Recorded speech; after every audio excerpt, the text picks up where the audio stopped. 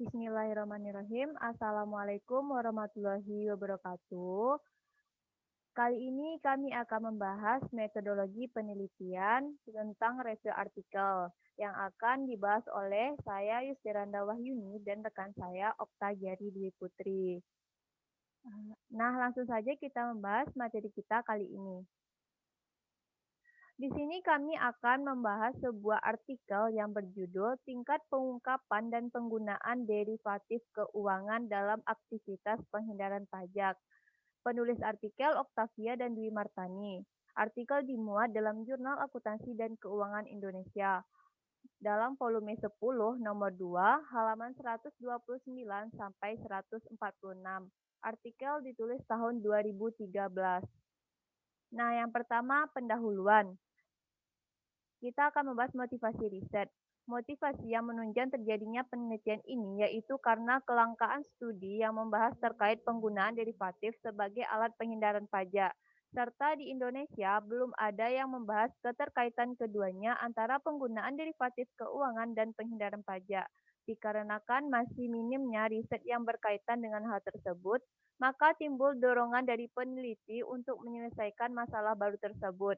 Alasan lain munculnya riset ini yaitu karena aturan perpajakan yang ada di Indonesia belum membedakan antara derivatif keuangan untuk tujuan lindung nilai dan tujuan spekulasi. Yang kedua, tujuan penelitian.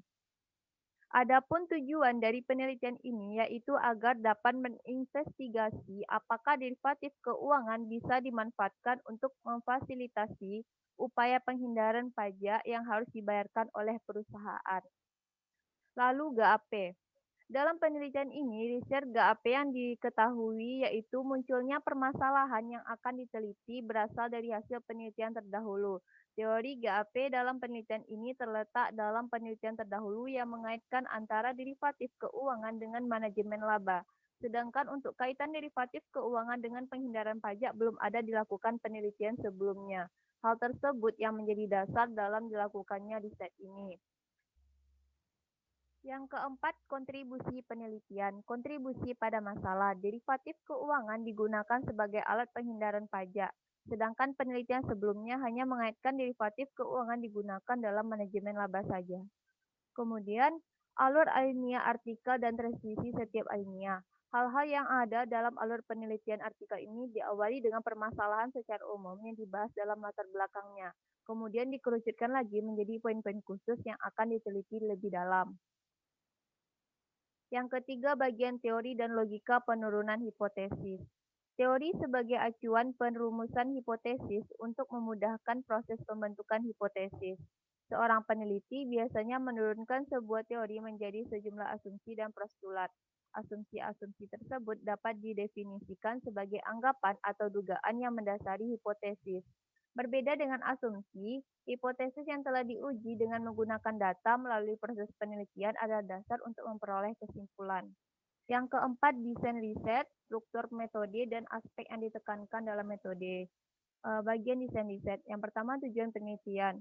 Explanatory. Penelitian ini bertujuan untuk menginvestigasi apakah derivatif keuangan digunakan sebagai sarana penghindaran pajak dalam studi kasus Indonesia. Karena sejumlah literatur menyatakan bahwa pengguna derivatif cenderung untuk menghindari pajak. Kemudian deskriptif. Penelitian ini mendeskripsikan mengenai transaksi derivatif yang dipergunakan oleh perusahaan untuk penghindaran pajak. Hal ini dikarenakan ketidakjelasan peraturan pajak yang ada. Implikasi teoritis dari penelitian ini yaitu pentingnya mempertimbangkan tingkat pengungkapan transaksi derivatif ketika menginvestigasi apakah perusahaan pengguna derivatif memiliki perilaku pajak yang lebih agresif. Lalu pengujian hipotesis. Hipotesis 1, tingkat penghindaran pajak pada perusahaan pengguna derivatif keuangan lebih tinggi daripada perusahaan yang tidak menggunakan derivatif keuangan. Hipotesis 2, tingkat penghindaran pajak pada perusahaan pengguna derivatif keuangan dengan tingkat pengungkapan derivatif yang rendah lebih tinggi dibandingkan perusahaan pengguna derivatif keuangan dengan tingkat penggunaan derivatif yang tinggi. Hipotesis 3, tingkat penggunaan derivatif keuangan berhubungan positif dengan tingkat penghindaran pajak. Lalu jenis investigasi, penelitian kausal. Penelitian ini berhasil membuktikan bahwa tingkat penghindaran pajak pada perusahaan pengguna derivatif keuangan yang lebih tinggi daripada perusahaan yang tidak menggunakan derivatif keuangan. Sedangkan tingkat penghindaran pajak pada perusahaan pengguna derivatif keuangan dengan tingkat pengguna derivatif yang rendah lebih tinggi dibandingkan perusahaan pengguna derivatif keuangan dengan tingkat pengungkapan derivatif yang tinggi. Kemudian penelitian korelasi. Penelitian ini mendukung argumen mengenai tingkat penggunaan derivatif keuangan berhubungan positif dengan tingkat penghindaran pajak. Selanjutnya, tingkat intervensi peneliti terhadap riset. Intervensi berlebih. Sampel utama pada penelitian ini berjumlah 152 observasi. Dari 152 observasi tersebut, sebanyak 73 observasi merupakan low disclosure level user dan 79 observasi merupakan high disclosure level user. Selanjutnya, peneliti menyajikan deskripsi dari prosedur pemilihan match sampel pada penelitian ini. Match sampel merupakan perusahaan yang berada dalam sektor industri yang sama dengan sampel utama. Maka dapat diketahui bahwa match sampel final yang digunakan pada penelitian ini sebanyak 144 observasi. Lalu unit analisis.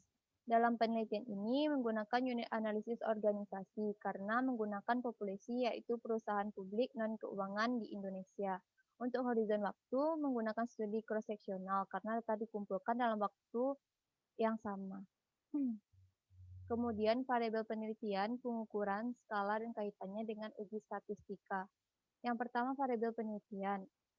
Ada variabel independen, yaitu derivatif keuangan. Variabel ini berguna sebagai alat penghindaran pajak, yakni karakteristik fundamental dari derivatif, sifat dari transaksi derivatif, lemahnya sistem perpajakan atas transaksi derivatif, aspek kognitif dari transaksi derivatif.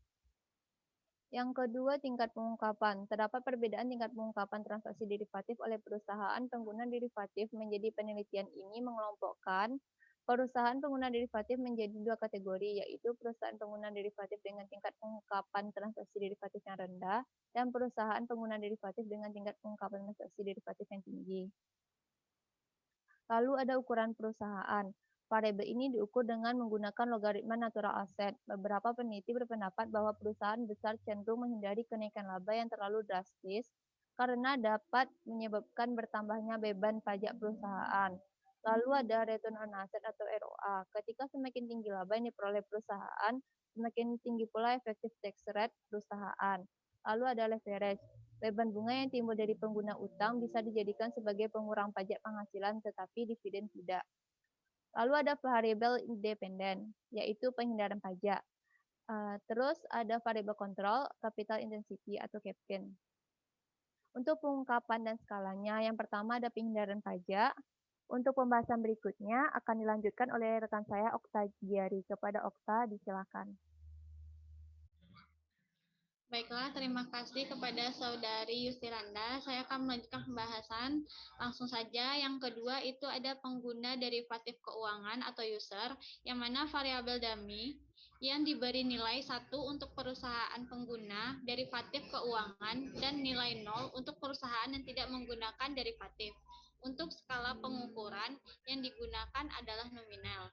Yang ketiga, itu tingkat pengungkapan dari transaksi derivatif atau disclose, yang mana variabel disclose merupakan variabel dummy yang diberi nilai 1 untuk perusahaan pengguna derivatif yang dikategorikan low disclosure level user atau off balance sheet, dan nilai 0 untuk perusahaan pengguna derivatif yang dikategorikan sebagai high disclosure level user.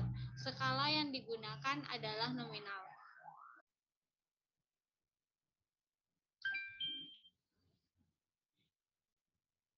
Yang keempat itu ada penggunaan derivatif keuangan atau fair value of derivative instrument atau FVDER, yang mana variabel ini digunakan pada penelitian Donoghue pada tahun 2012 untuk mengukur penggunaan derivatif dengan menggunakan nilai absolut dari net fair value of derivative instrument. Yang kelima, ada ukuran perusahaan atau size, yang dimana itu diukur dengan menggunakan logaritma natural asset. Yang keenam, itu ada return on asset atau ROA, yang mana dengan rumus income before tax dibagi dengan total asset. Yang ketujuh, atau ada leverage left. Leverage ini diukur dengan menggunakan rasio sebagai berikut,